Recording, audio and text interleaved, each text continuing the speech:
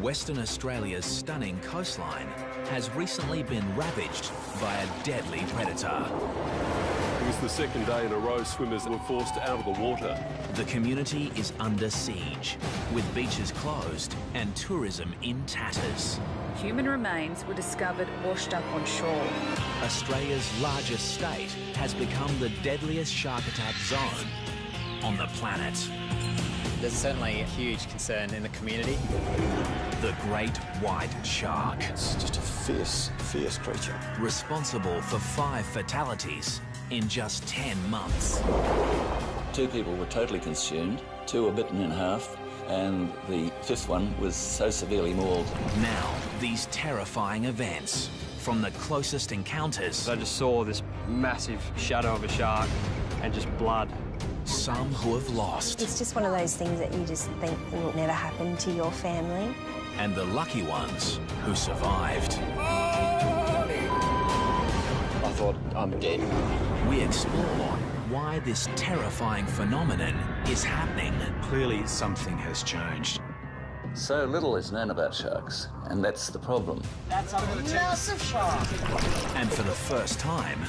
We need to coexist with sharks. The unique shark investigation team reveals extraordinary shark attack technology. We should have a product for the market pretty soon.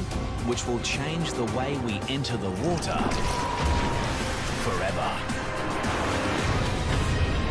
This is Australia's deadliest shark coast.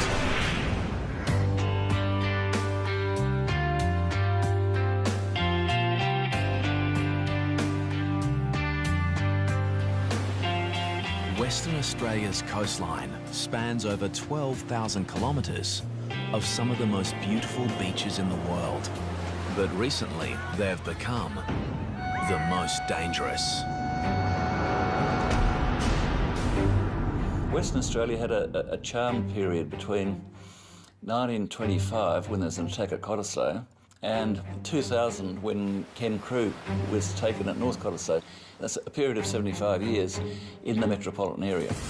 But attacks have escalated in recent years. We've had 10 since 2005, and we've had 5 in less than 12 months.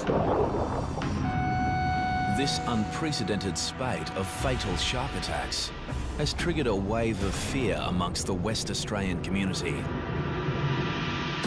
The impact has a profound effect on the lives of many, especially those unlucky enough to witness these horrific events. I'll just pull the car up there and drop it in just there. It's cooking. 22-year-old surfer Matt Holmes travelled 2 hours north from Perth with his mates to a popular surfing location called Wedge Island. Yeah, we were just so excited to run around throwing the ski in as quick as we could to get out there. Together, they'd had years of experience surfing the West Australian coast. But there was nothing that could prepare these 3 young men for what was about to happen. It just looked so safe out in that water. Just felt like a perfect day. Using his jet ski, Matt began towing his friend out to the breakers, where they could take turns surfing the waves.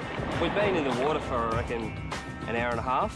We were just towing up to 2 blokes that were probably 100 metres away, and I signalled to Nathan to turn around. I looked back forward and just saw some guy just get attacked by a shark.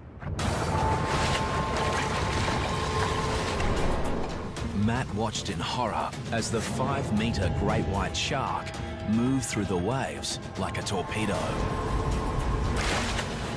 It sort of hit him, but then drove him into the water. Just water going everywhere. And within 5 to 10 seconds, the thrashing just turned all red. And there was blood.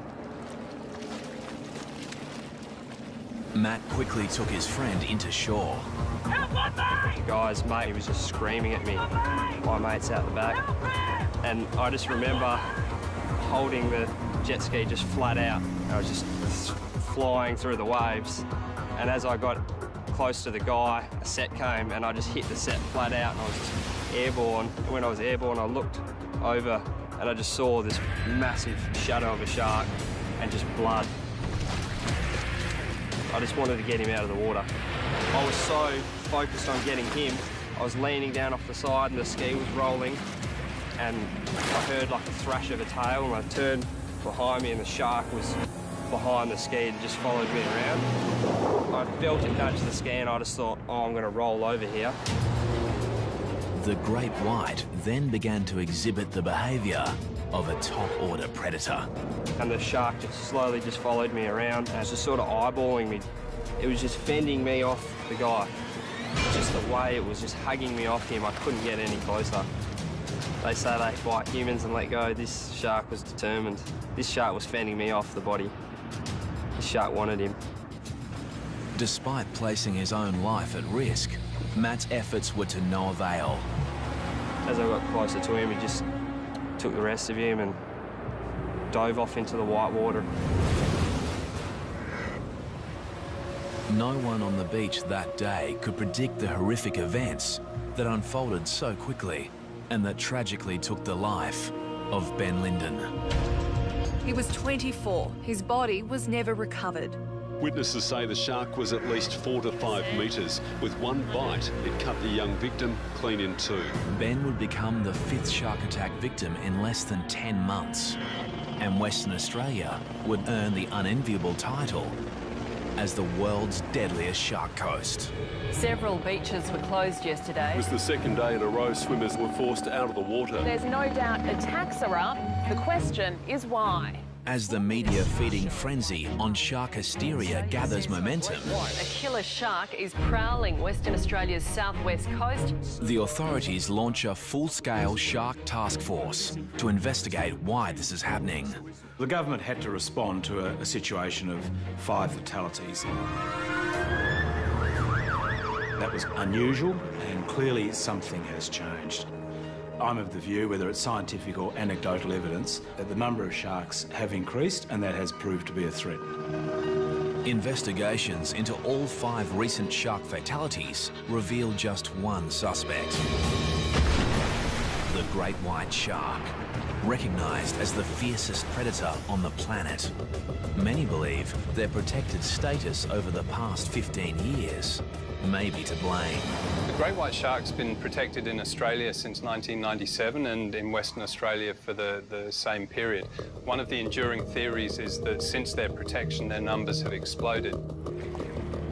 So what is drawing the sharks into the Western Australian coastline? To be honest, it's a really difficult question to answer. I think that there are definitely times of year where sharks are more common off of the WA coast, and there are times of year when they've kind of left the coast and have gone to other regions. Theories include the resurgence in whale and seal populations along the coast, while others believe a decrease in fish stocks has the sharks coming closer into shore looking for food. You know, there always has been sharks, but not like there has been the last few years.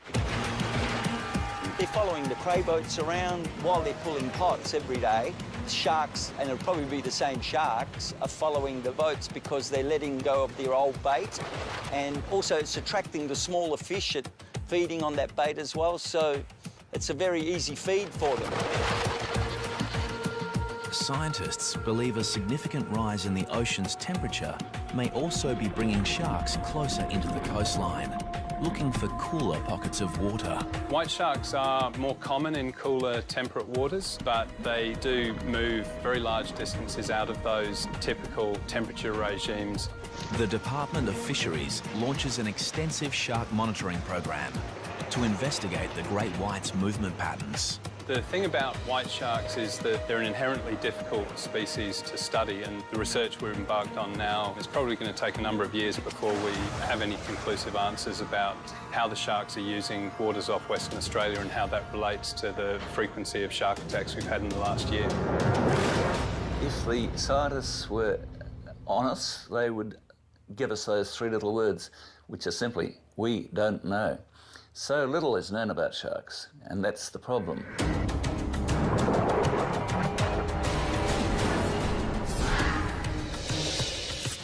While the quest for answers continues, the world's attention turns on Western Australia's south coast.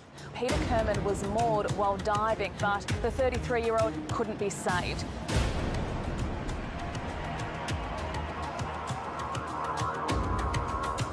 On a windswept beach south of Perth, Sharon Burden weeps alone. This is where her son Kyle was taken by a killer shark. In the coastal town of Busselton, the impact from shark attacks has seen an 80% drop in bookings at the local dive shop. Even though there has been a lot of attacks in a short time, we've still been trying as hard as possible to continue business as usual. Diving in the area for the past 19 years, Alicia has her own thoughts on why there may be more great whites along the south coast.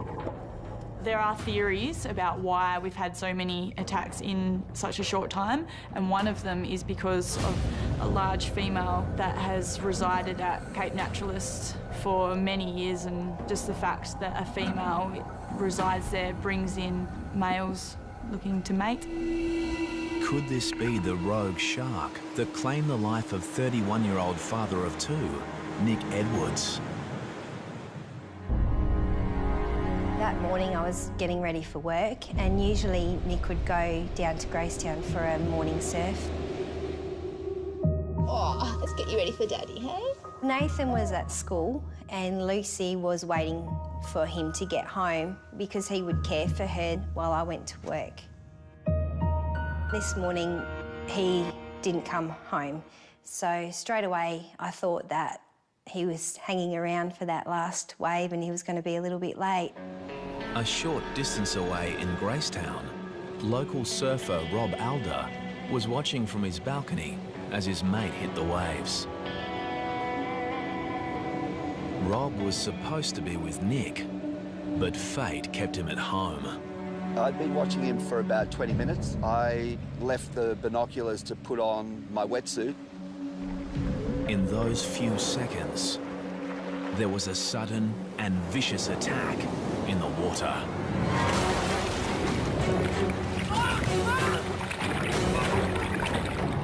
I came back to the binoculars and saw just a half a board bobbing around, and I thought maybe he'd had a heavy wipeout and possibly broken his board, which is not uncommon here, and that he'd surfaced. But I let a couple of waves roll through and he didn't come up.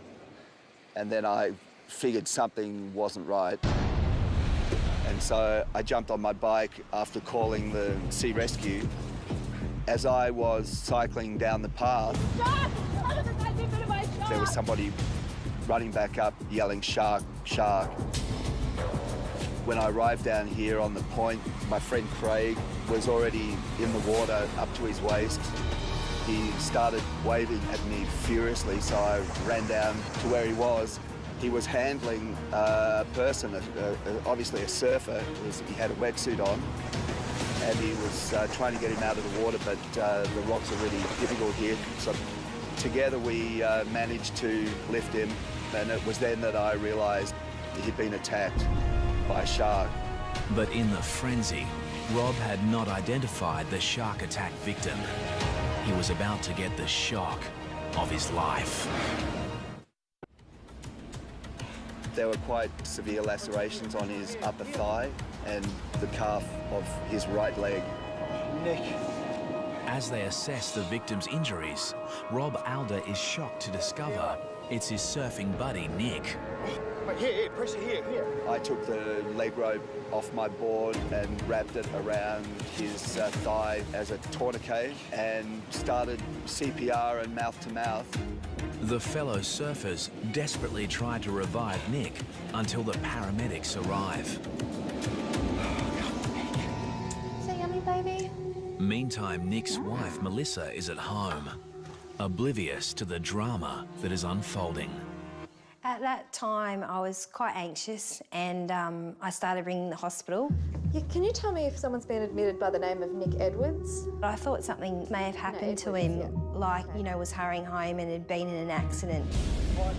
Around 20 minutes after he'd been dragged unconscious from the water, Nick Edwards was rushed by paramedics to Margaret River District Hospital. At this point, Melissa had become quite frantic. She had heard news there'd been a shark attack where Nick had been surfing. I've rung my family and said there's been an attack and I'm quite worried about Nick. I can't get in contact with him. Mrs. Edwards. And then there's a knock at the door and the police are here. I heard about your husband. They say that there's been an accident and straight away, I guess, I just knew what the news was.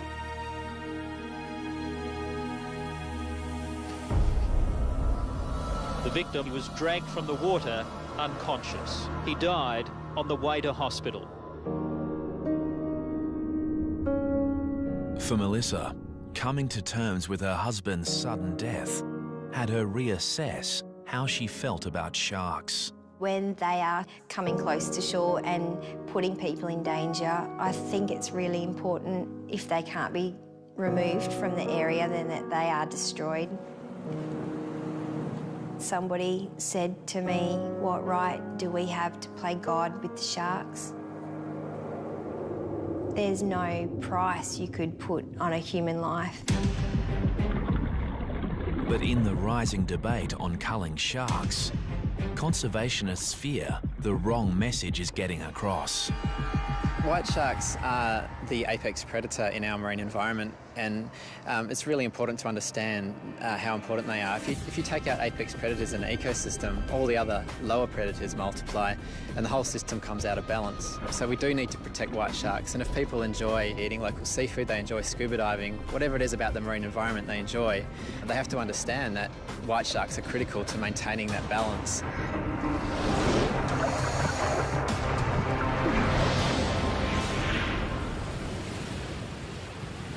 In Perth, daily shark sightings forced the closure of many popular swimming beaches. But despite the increased shark threat, there are still a few brave souls who aren't afraid to venture into the water. I'd like to welcome everyone aboard Blue Destiny. My name's Mark, I'm the skipper. Today, divers are heading to the northern tip of Rottnest Island, a popular tourist island just off the coast of Perth. Do you see a shark? Hope so. With some trepidation, they're about to dive the exact same location, which only 12 months ago was the scene of a horrific shark attack.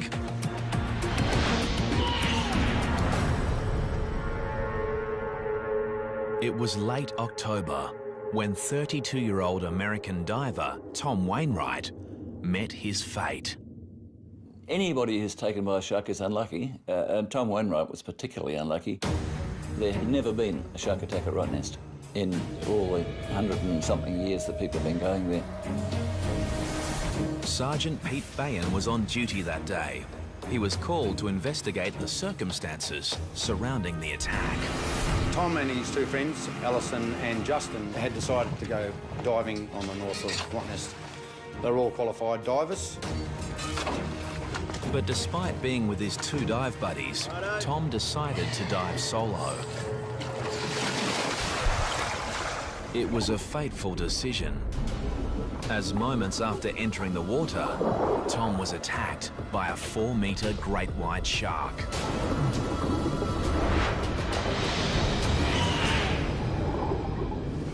Justin and Alison noticed a disturbance on the surface where a huge amount of bubbles came to the top. Along with the bubbles came a large amount of blood, and Justin and Alison knew their friend was in grave danger. They've gone over to where Tom is and they managed to pull him on board. They saw that he received a massive injury to his left side. His left arm was missing and there seemed to be a circular bite from the top of the shoulder, which had gone around through to the centre of his chest and out to through to his left hip. So it was like a half-moon shape that had gone. It was a brutal, savage bite. Shark hunting patrols are resuming this morning for the great white that's believed to be responsible. Tom Wainwright would become the second shark fatality in less than 2 weeks, following the disappearance of a swimmer at the beach suburb of Cottesloe.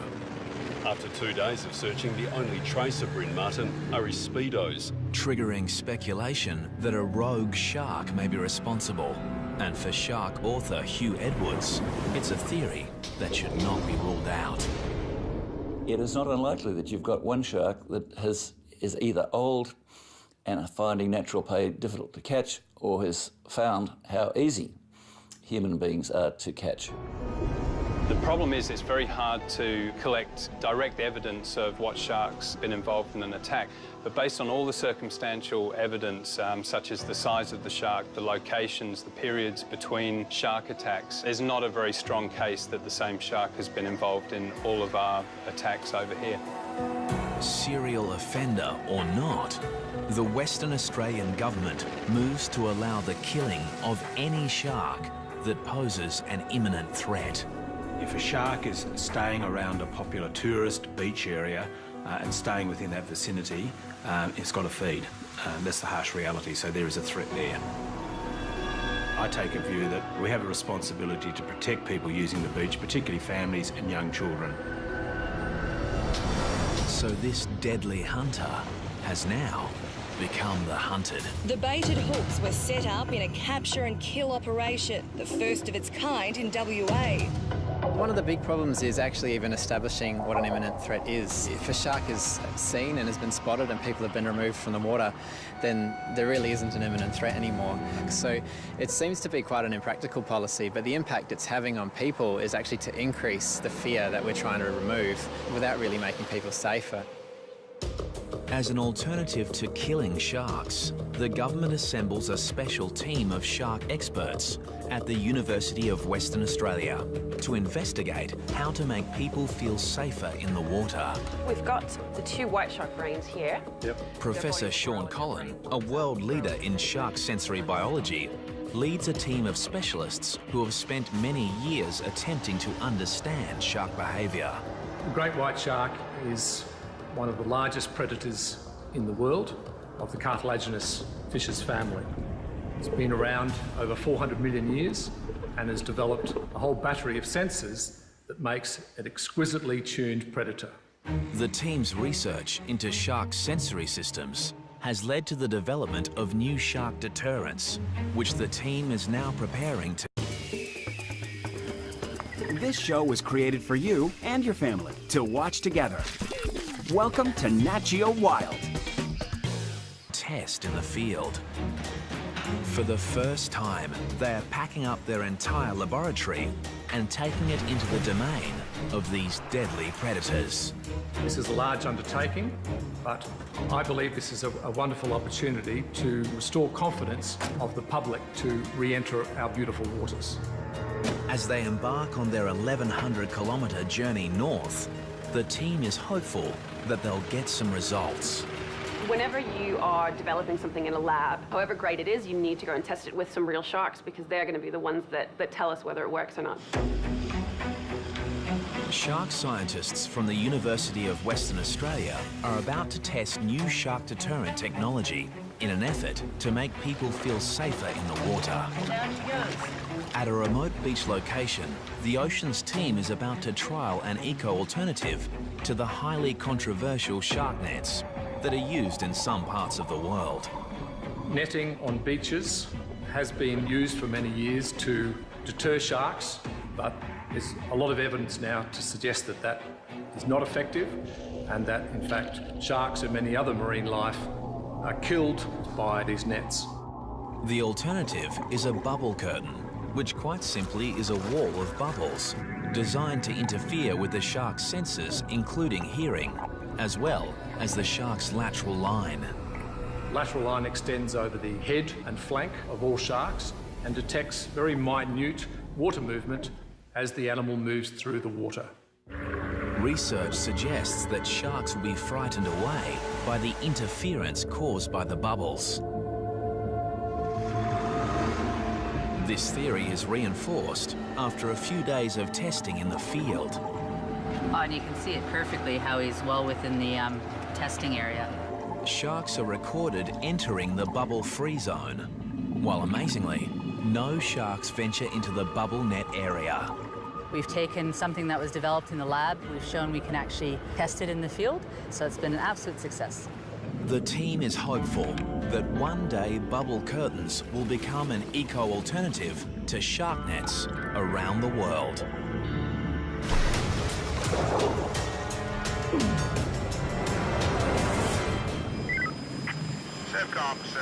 Back in Perth, shark patrols are stepped up to combat the increased shark activity. A massive 4-metre white pointer shark, half the length of the water police boat. Where's the nippers? Here the rescue helicopter spots this deadly predator, lurking frighteningly close to a group of children. Hundreds of teenagers were forced out of the water. They were competing in a surf lifesaving carnival when the monster was spotted. Meanwhile, off the WA coast, the Department of Fisheries Shark Monitoring Program uncovers some interesting information. We've monitored 16 sharks off the Perth coast now. All of them have done things very differently while they're here. Some sharks are simply passing through, spend very little time here. Other sharks are here over more extended periods. The monitoring program includes the use of new satellite receivers, enabling shark alerts to be posted on social media sites when tagged sharks swim into populated areas. Get out until the flags go back up. The siren's just gone. But it's the untagged sharks which pose the biggest threat to beachgoers.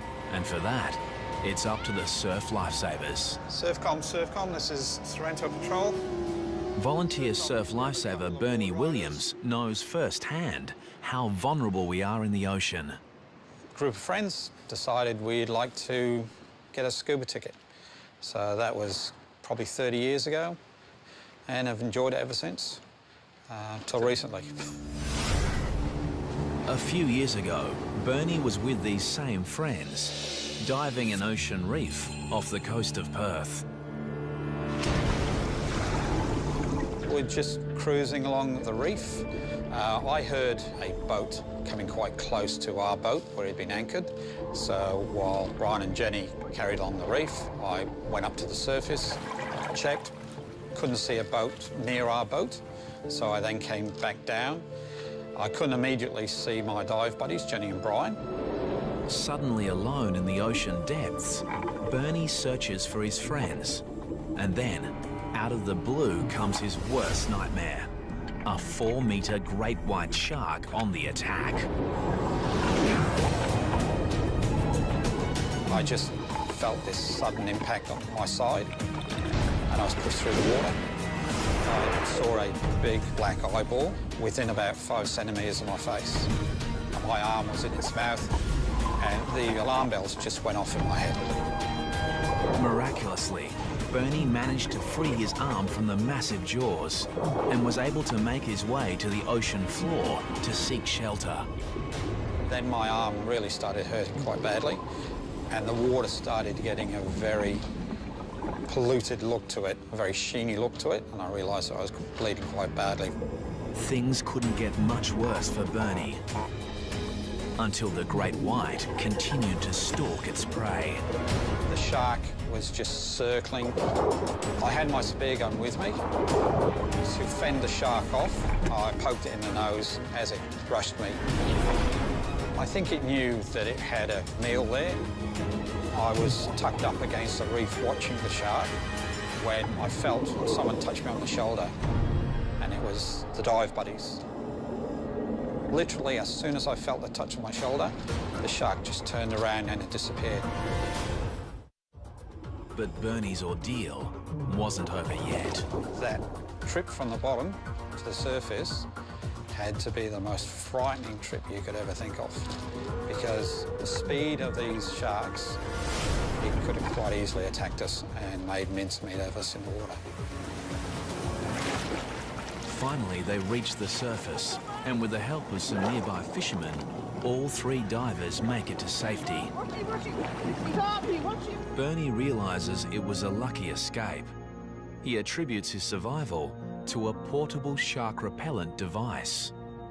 My belief is one of my dive buddies, Brian, was wearing a shark shield, and I think that probably deterred it because it just took off.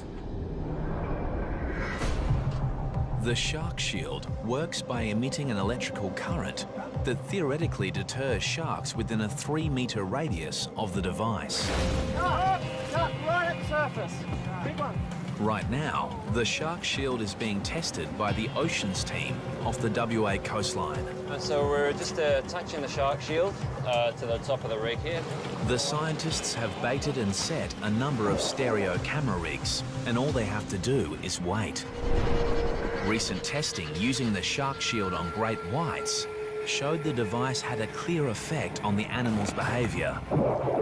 But it also showed that the shark was not repelled in all situations. Essentially, if a long enough period of time was given, the sharks would eventually still take the bait while the device was active. And so, really, it's still a little inconclusive as to whether this device is really functioning as effectively as it could do. Yeah. And when the scientists review the footage from their own experiment... And he just goes out. On the nose Yeah, yeah, you've got it on the beak. The results reinforce the theory that the sharks get used to the device over a period of time. Yeah, he's now straight away coming back. Yeah. So really what we need to do is look at ideas and how we can actually change the electric field so that when those sharks come round again, they're not presented with the same original source, it's actually a different field. And so this would then continue to be an effective repellent over a long period of time.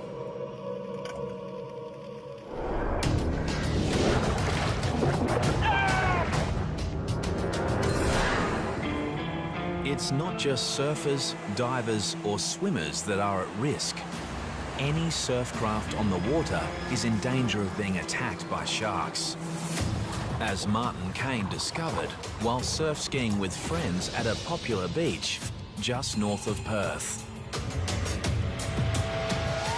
When you get out there at sunrise, it's a very spiritual experience. It's just a great way to start a day. It was on one such day that Martin and friends encountered a pod of dolphins, a stunning and quite common event. Except these dolphins were behaving strangely. There's about 5 dolphins on my right as I passed by. We're actually huddled up together in a very tight formation, almost floating. We stopped for a while. Martin stopped, but a few of the rest of us stopped for a bit longer because we were so interested in it. Martin began to paddle off, leaving the group behind. And at that moment, a 3-metre great white shark began moving towards him at a speed estimated to be up to 45 kilometres per hour. And then this almighty crash and bang. So I grabbed the ski in its jaws, lifted it up in the air, probably 2 or 3 metres, and I toppled out on the front. Martin's screams went through the air, and all I could see was the ski being spun around and just thrashing and splashing. When Martin finally surfaced, he realised he'd been attacked by the world's deadliest predator. It was just an awesome power of this thing. The tail was just going, you know, left to right like this, and the head was going in the same direction. And I could hear a sort of a hum coming off, you know. Just an amazing, just a fierce creature, absolutely, you know, going ballistic. The shark had ripped a huge hole in Martin's surf ski, and he was 150 metres from shore and even further from his friends. I was swimming to shore, felt like in concrete almost. And all I was thinking of, perhaps he's going to take my legs, or I get chopped in two. With the great white right behind him, Martin was now swimming for his life. All that was going through my mind at the time was, I'm dead, perhaps he's going to take my legs, or I get chopped in two. Luckily for Martin, his friends Kim and Dale were quick to react. Dale said, get on the back of the ski. So I scrambled up like a mad cow and nearly tipped him into the water. All 4 men were still in danger, so they grouped closely together and paddled for their lives. If the shark had come back in any direction, then the guys would have had a go at it. But it wasn't until I got to the beach and looked back out to my ski to see the shark doing a victory lap around my ski that I really thought, oh my God, that was close. Since the attack, Martin has reassessed his relationship with the sea.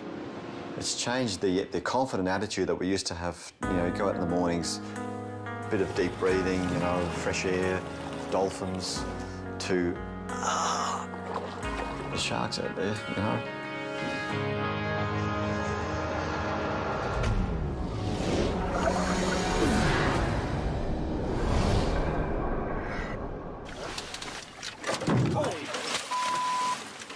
You almost took the motor off. In Western Australia, many of the shark sightings have been caught on video. Weather looks good, no swell. And none more chilling than this footage, taken by freediver Nathan Podmore while on a diving expedition 4.5 hours north of Perth. Hopefully there's a few fish about.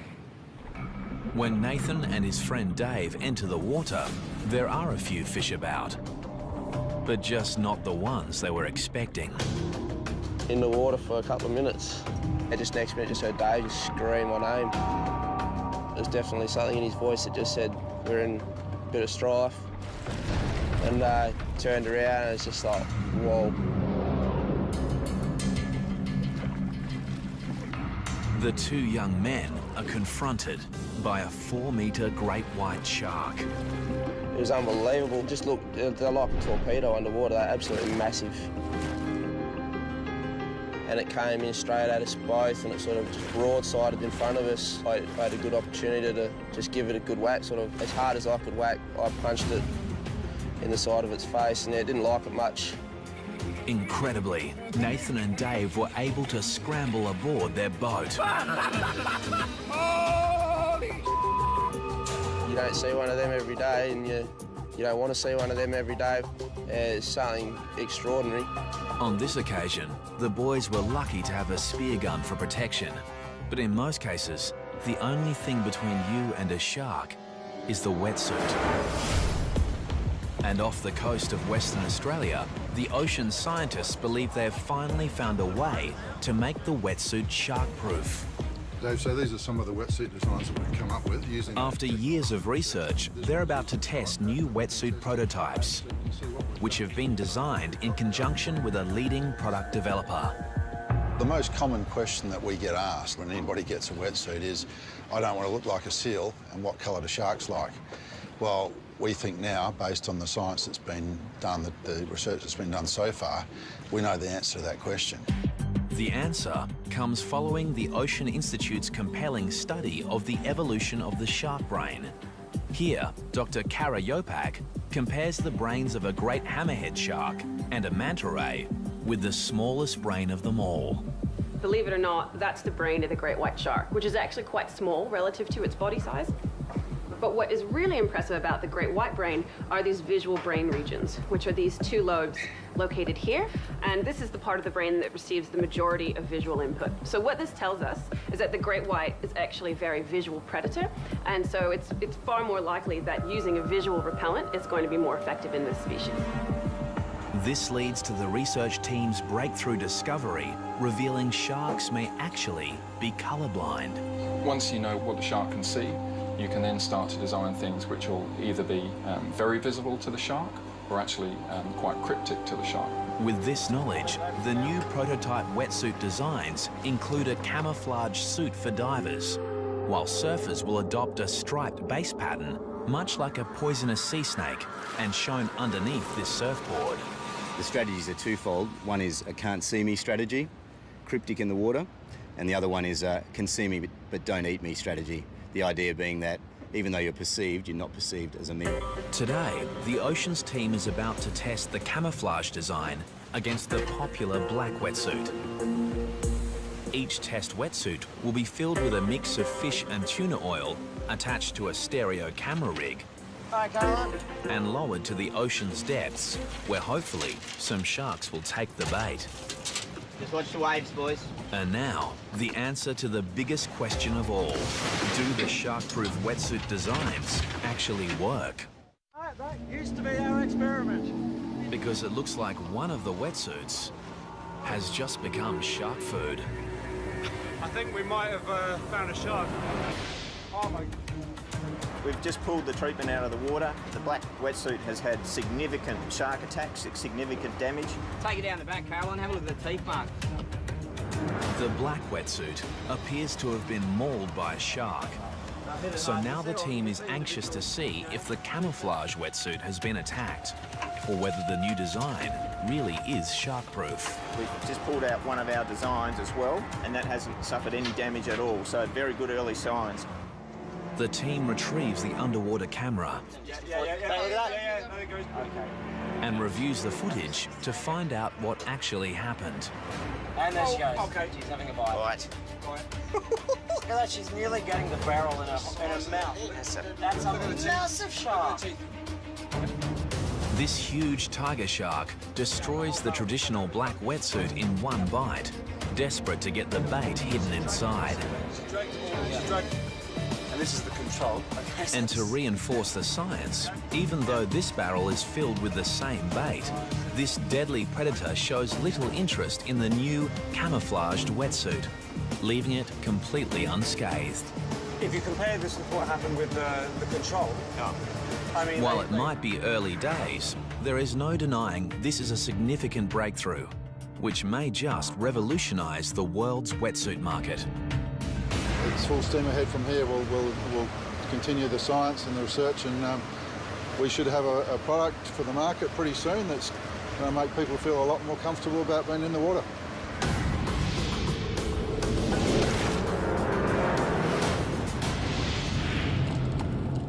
Any encounter with a great white shark is going to leave its mark. It's down there, right? And for Matt Holmes, it has had a profound effect. Every night, the whole thing goes through my head. And what I could have done different, and if what I did was enough. Today, Matt has returned to the beach where a great white shark claimed Ben Linden's life. Still remember going out through here, just flat out. But he can only watch on as his friend takes their beloved jet ski out for a spin. I struggle to go out on the boat for a fish nowadays. I just feel like it's all going to happen in front of me again. Just never thought it would happen, but unfortunately in WA it's happening all the time.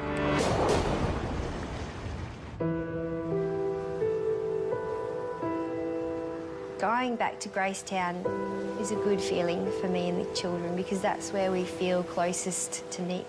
The loss of Melissa's husband, Nick, means her life and the lives of her children will never be the same.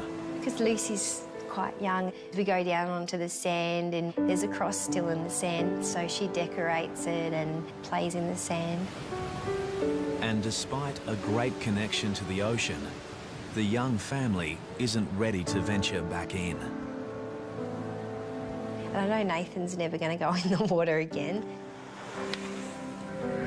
And the question remains, will it ever be safe to go back into the water? There is no doubt that the shark fatalities and the increased sightings of sharks has affected the behaviour of people. So it's affecting our lifestyle because one of the great things of West Australia are our beautiful beaches, our long coastline and the enjoyment of that environment.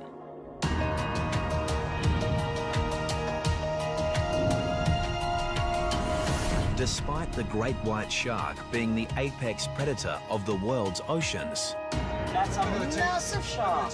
and all the scientific minds and money behind the research, these formidable animals remain an enigma. But shark scientists believe that is all about to change. It's my hope that we can very soon understand more about the shark and the environment in which it lives.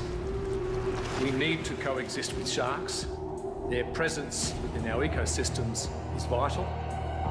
At the moment, the only certain things we can say is that there will be another shark attack. But we don't know when and we don't know where. And there is one more certainty. For now, Western Australia remains the world's deadliest shark coast.